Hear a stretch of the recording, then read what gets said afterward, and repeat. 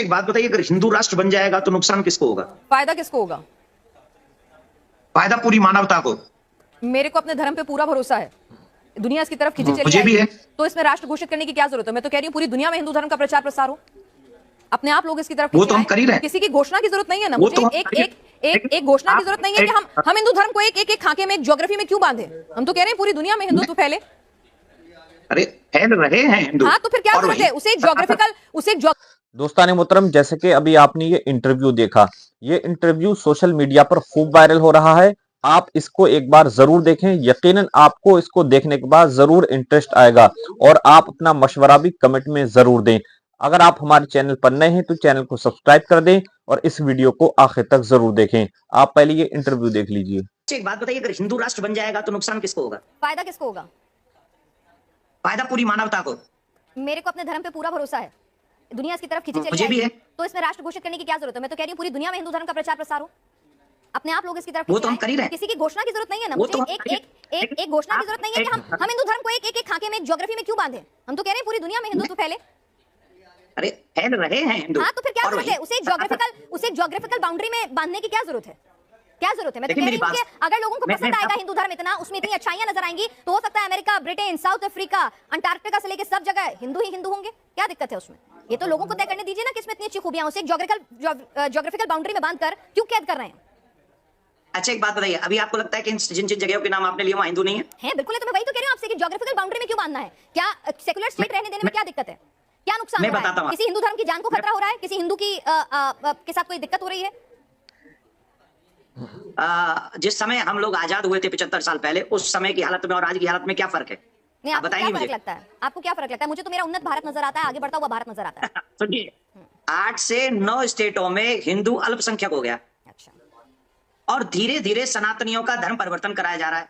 धीरे धीरे सनातनियों के ऊपर जातीय या कैसे कैसे प्रहार किए जा रहे हैं। धीरे धीरे एक कुर्सी के लिए हम लोग किसी भी सीमा को पार कर रहे हैं, क्योंकि हम सबको कुर्सी चाहिए, हम सबको देश अखंड नहीं चाहिए। अगर हम देश के लिए नहीं रहेंगे, अब हमारी परंपराएं कहां चलेगी? बताइए। संस्कृति, इन 75 सालों में हमारे देश के संस्कारों का क्या हाल हुआ? आप जरा कृपा करके मुझे अपने नेशनल चैनल पे बताइए। आज हम क्या उसी संस्कार के साथ जी रहे हैं जो 75 साल पहले जी रहे थे? देवकीनंदन ठाकुर जी, आप मोबाइल का इस्तेमाल करते हैं, आप मेरे साथ स्काइप के जरिए जुड़े हुए हैं। इंटरनेट टेक्नोलॉजी के इस्तेमाल में बहुत कुछ बदल रहा है, ना? बिल्कुल बदल ठीक है, बिल्कुल तो बदल ऐसा रहा है। नहीं है कि लोग बाग परंपराओं का पालन नहीं कर रहे होंगे, पांचों उंगलियां बराबर नहीं होती, परंपराओं का पालन हो भी रहा है, कुछ छूट भी रही है, उनको रिवाइव करने की कोशिश भी हो रही है। आपको मालूम भी है कितने माँ बाप जो घर में बूढ़े बूढ़े अकेले पड़े और आंसू बहा रहे हैं? मैं कथावाचक हूँ, मेरे पास में इतने लोग आते हैं और उनके दुख दर्द, आप क्योंकि आप पत्रकार हैं, आप एक सीमित दायरे में, मैं असीमित दायरे में जाता हूँ और वहां जब दर्द सुनता हूँ ना तो हृदय कांप जाता है मेरा सनातनियों का, क्योंकि वो मेरे संस्कार ये नहीं। दर्द इसलिए है क्योंकि माता पिता इसलिए अकेले हैं क्योंकि भारत हिंदू राष्ट्र नहीं है। मतलब एक आदमी अपने माँ बाप को छोड़ गया, इसीलिए छोड़ गया क्योंकि भारत हिंदू राष्ट्र नहीं है। इसका हिंदू राष्ट्र से क्या लेना देना है? तो संस्कार, लोगों की सेंसिटिविटी की बात है ना सर। गलत तरीके से आप मेरी चीज को गलत तरीके से प्रस्तुत कर रही है।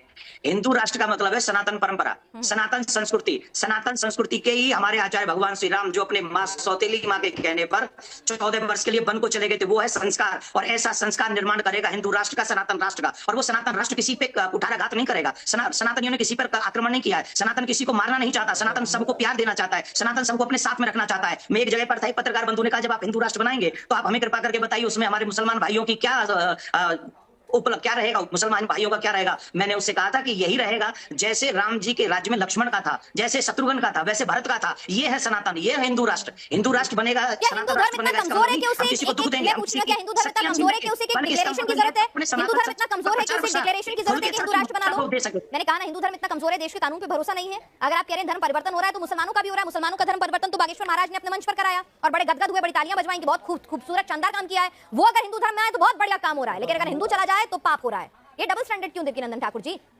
इस देश में आजादी के समय कितने मुसलमान भाई थे? सर मैंने क्या कहा? कितने हिंदू? और हिंदू उस रेशो से नहीं बढ़ रहे हैं, आप ये कह रहे हैं हिंदू उस रेशो से नहीं बढ़ रहे हैं जो 125 करोड़ की आबादी हो गई। हिंदू रेशो से नहीं बढ़ रहे हैं। अगर रेशो की बात करें, फर्टिलिटी रेशो की बात करें, अगर हम बात करें कि किस रेशो से बढ़ रहे हैं, तो आप कह रहे हैं कि हिंदू मुसलमान अलग अलग रेशो से बढ़ रहे हैं। क्या बात करें? 125 करोड़ की आबादी में क्या फिर 70% मुसलमान हो गए क्या? सर एक सेकंड, मैं आपसे की बात ही नहीं की। सर मैं वही आप कर रही हैं। नहीं सर, मैं आपसे ये पूछ रही हूँ कि क्या हिंदू धर्म को, क्या हिंदू, एक मिनट, हमारे देश के कानून पर आपको भरोसा है? पूरा संविधान पर पूरा भरोसा है। पूरा भरोसा है। इस देश में धर्म परिवर्तन के खिलाफ कानून है और कड़े कानून बन रहे हैं। उन कानून और बनने चाहिए, ठीक है। कानून में कमी पेशी हो सकती है, बिल्कुल आपको अधिकार है इस देश के नागरिक होने के नाते उसके खिलाफ आवाज उठाने का, और कड़ाई से होना चाहिए, एग्जीक्यूशन और बेहतर होना चाहिए।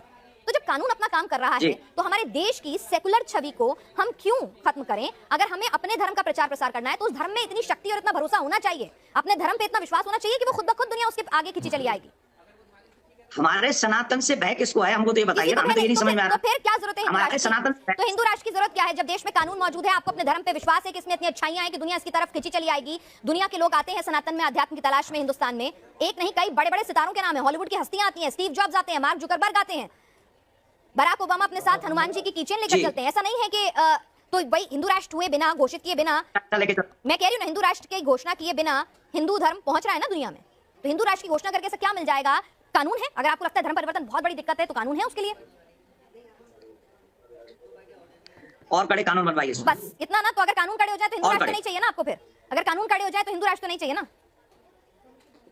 मेरी अंतिम सांस तक मुझे हिंदू राष्ट्र चाहिए। चलिए ठीक है, आपके अंतिम सांस तक चाहिए। ये बताइए देवकीनंदन ठाकुर जी, अब आप मुझे बताइए कि हिंदू धर्म के ही बड़े बड़े धर्मगुरु, बड़े बड़े माननीय जो हैं वो ये कह रहे हैं कि कथावाचकों को कथावाचक का काम करना चाहिए, चमत्कार दिखाने का काम उनका नहीं है, वो ईस्ट पर छोड़ देना चाहिए। वो भगवान के चमत्कार हैं, भगवान की लीलाएं हैं, आप भगवान में भरोसा करना सिखाइए, लेकिन चमत्कार करके लोगों को इस तरह से भ्रमित ना कीजिए। अगर किसी संत महात्मा ने कहा है और किसी विद्वान महानुभाव ने कहा है तो मैं उनको नमन करता हूं और उनकी बात मेरे सर माथे, और जो वो कहेंगे हम वही करेंगे।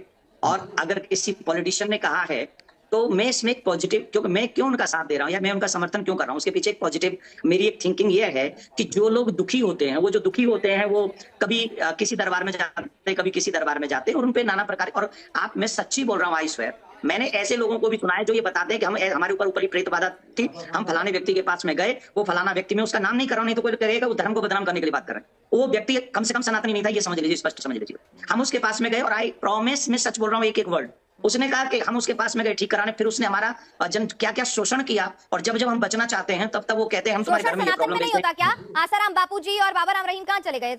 मतलब शोषण सनातन में नहीं होता क्या? पांच उंगलियां बराबर नहीं है सर? नहीं, आप बहुत अच्छी बात कर रही हैं, कुछ अच्छे लोग वहां भी होंगे, कुछ बुरे लोग यहाँ भी हैं, कुछ बुरे लोग वहां भी होंगे। आप टारगेट कर रही है सनातन को? नहीं सर, मैं खुद सनातनी हूँ, मैं खुद सनातनी हूँ, मैं हिंदू धर्म को प्रैक्टिस करती हूँ, मेरे हाथ में कलावा बंधा हुआ है, आज भी मैं हनुमान मंदिर जाऊंगी, मैं बुक्की हिंदू हूँ। इसका मतलब ये नहीं है कि मुझे दूसरे धर्मों के ऐप दिखेंगे और अपने धर्म में सिर्फ अच्छाई, आंखें मूंद लेने से शेर मुझे नहीं खाएगा, ऐसा नहीं हो सकता। मेरी बात सुनिए ना, चमत्कार की बात कर रही है ना, तो मैं चमत्कार पे एक एग्जाम्पल आपको दे रहा हूँ, मैं आपको एक एग्जाम्पल दे रहा हूँ। सबसे पहले समझ लीजिए, मैं बागेश्वर धाम वाले महाराज जी का प्रवक्ता नहीं हूँ, मैं बड़ा भाई, वो मुझे मानते हैं, मैं उनको छोटा भाई मानता हूँ, ठीक है ना? तो आप इस बात को, आपने चमत्कार की बात की तो मैं उसको उत्तर दे रहा हूँ, आप उस बात को और एक कदम आगे ले गई, वो बात तो ठीक नहीं है ना आपकी।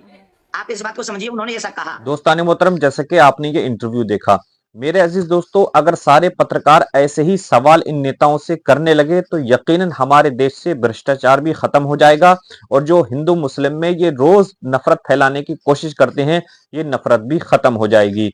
मेरे दोस्तों, उम्मीद है कि आप ये पूरा इंटरव्यू देखकर समझ गए होंगे। अगर आपको वीडियो अच्छी लगी तो वीडियो को लाइक करें, शेयर करें और अपना मशवरा भी कमेंट में जरूर दें। मेरे दोस्तों, उम्मीद है कि आप वीडियो देखकर समझ गए होंगे। मिलते हैं इंशाल्लाह आने वाले अपडेट के साथ। अस्सलामु अलैकुम वरहमतुल्लाहि वबरकातुहू।